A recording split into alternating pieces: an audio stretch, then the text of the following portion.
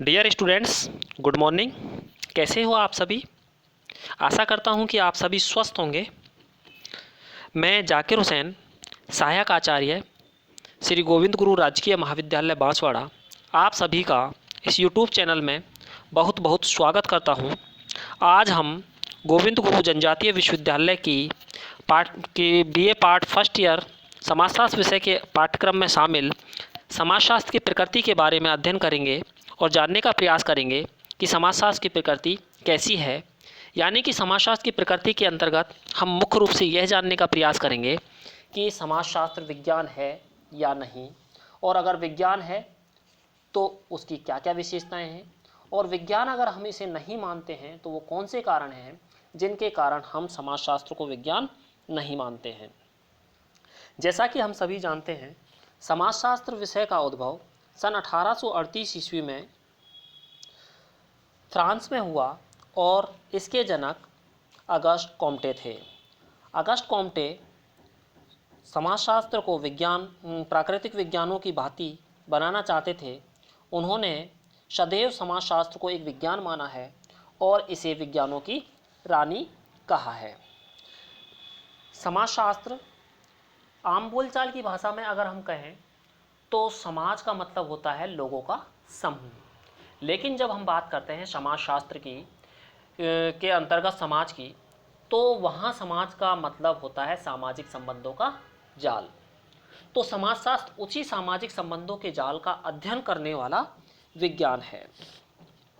समाजशास्त्र की प्रकृति के अंतर्गत हम यह देखते हैं कि समाजशास्त्र विज्ञान है या नहीं, लेकिन यह बात जानने से पहले कि समाजशास्त्र विज्ञान है या नहीं, हम पहले यह जानें कि विज्ञान क्या है।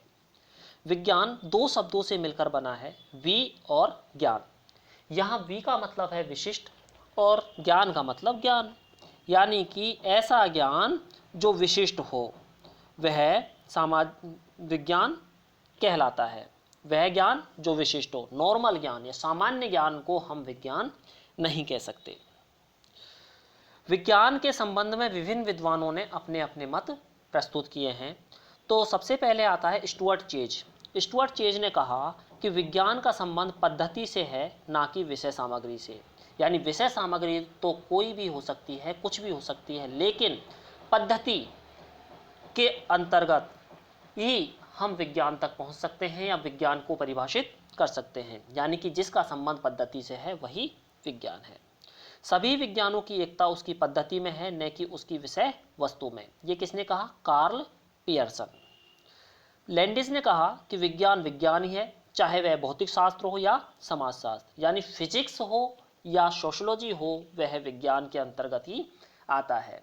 ऐसा हो सकता है कि कहीं में किसी विज्ञान में कुछ विशेषताएं ऐसी हों जो ना पाई जाती हों, या उसमें कुछ विरोधाभास हो, लेकिन फिर भी विज्ञान विज्ञान ही है, चाहे वह भौतिक शास्त्र हो या समाजशास्त्र। मैं आपको एक बात बता दूं कि इन तीनों परिभाषाओं में से समाजशास्त्र विषय के अंतर्गत जिस भी पाठ्यक्रम में समाजशास्त्र विषय शामिल है, एक परिभाषा जरूर आती है।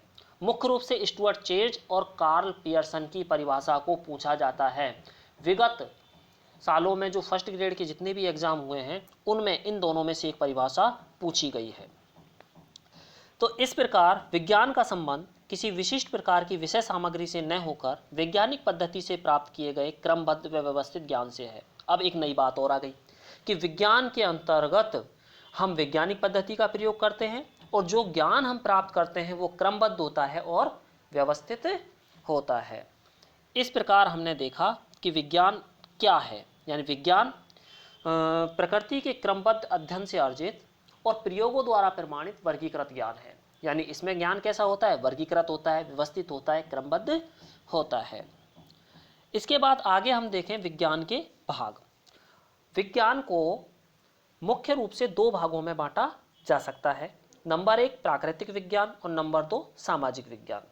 प्राकृतिक विज्ञानों के जो नियम कानून हैं वो सार्वभौमिक सत्य होते हैं, हमेशा सत्य होते हैं। ऐसा नहीं है कि सामाजिक विज्ञानों के नहीं होते, इनके भी सत्य होते हैं, लेकिन सामाजिक विज्ञानों में जो मनुष्य के संबंध होते हैं उनमें थोड़ा बहुत परिवर्तन होता रहता है, इसलिए उनमें वो बात नहीं रहती जो प्राकृतिक विज्ञानों में होती है।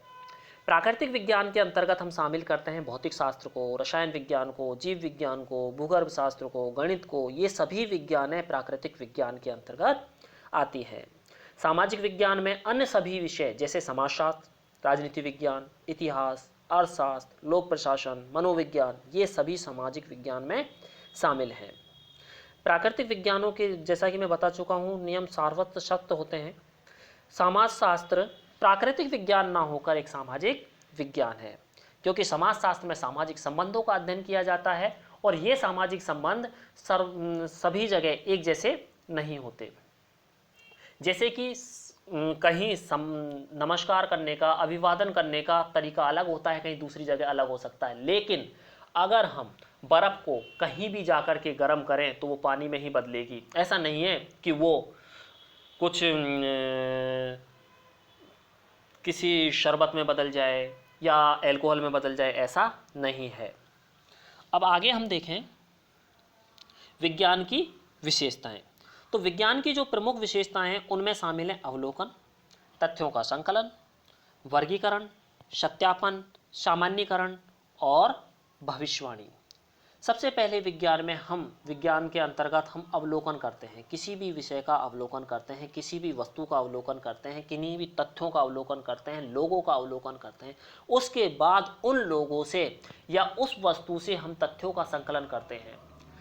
तथ्यों का संकलन करने के बाद उन तथ्यों को समान विशेषताओं के आधार पर अलग अलग भागों में बांट देते हैं।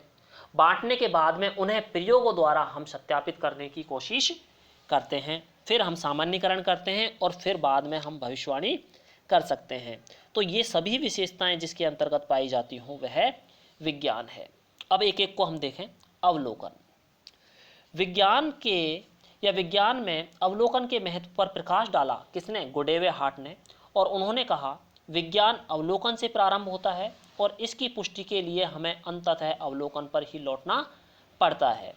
यह एक महत्वपूर्ण परिभाषा है गुडेवे हार्ट की कि विज्ञान के अवलोकन से प्रारंभ होता है, अवलोकन पर भी समाप्त होता है। यह एक क्वेश्चन बनता है कंपटीशन के लिए, तो आप इसे ध्यान रखें।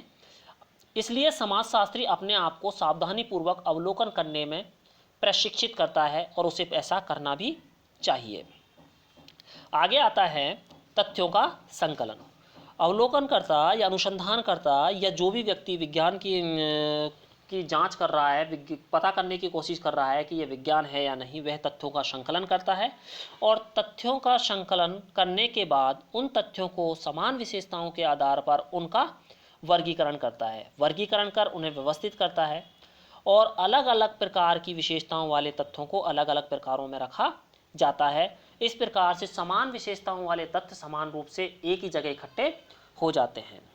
तत्पश्चात उन तथ्यों का सत्यापन करता है कि उसने जो तथ्य एकत्रित किए हैं वो सत्य हैं या नहीं। किसी भी प्राप्त निष्कर्ष की प्रामाणिकता का पता लगाया जाता है सत्यापन के माध्यम से। इसके बाद आता है सामान्यीकरण। सामान्यीकरण विज्ञान की एक बहुत महत्वपूर्ण विशेषता है। सामान्यीकरण का अर्थ प्राप्त तथ्यों के आधार पर किसी सामान्य नियम को ज्ञात करने से है या सामान्य नियम का निर्माण करने से है। इसके बाद में आगे आता है भविष्यवाणी। विज्ञान का एक प्रमुख तत्व, एक प्रमुख विशेषता भविष्यवाणी करने की है, यानी विज्ञान प्राप्त तथ्यों के आधार पर भविष्यवाणी करने में सक्षम है। जैसे कि पहले से ही हम जानते हैं, या किसी पानी को गर्म करने पर वो भाप बनेगा, तो हम पहले से कह सकते हैं कि आप अगर पानी को गर्म करोगे तो वो भाप के रूप में ही हमें प्राप्त होगा। या बर्फ़ को हम गर्म करेंगे तो वो क्या होगी? पानी में बदलेगी। इस प्रकार से हमने विज्ञान की विशेषताओं का अध्ययन किया कि विज्ञान की प्रमुख विशेषताएं कौन कौन सी हैं। अवलोकन, तथ्यों का संकलन, वर्गीकरण, सत्यापन, सामान्यीकरण, भविष्यवाणी। आगे की क्लास में या आगे के वीडियो में हम समाजशास्त्र की प्रकृति को जानेंगे। समाजशास्त्र की प्रकृति के अंतर्गत हम यह जानेंगे कि समाजशास्त्र को विज्ञान क्यों माना जाए, क्या कारण है कि समाजशास्त्र को विज्ञान हम मानते हैं, और क्या कारण है कि हम समाजशास्त्र को कुछ विद्वान विज्ञान नहीं मानते, और वास्तव में समाजशास्त्र की प्रकृति क्या है, यह हम अगले वीडियो में जानने का प्रयास करेंगे। अगर आपके कोई भी बात, कोई भी चीज़ इस वीडियो से संबंधित समझ में ना आई हो तो आप कमेंट्स बॉक्स में लिखें। कोशिश करेंगे कि आपकी उस समस्या का समाधान किया जाए। तब तक के लिए धन्यवाद, शुक्रिया।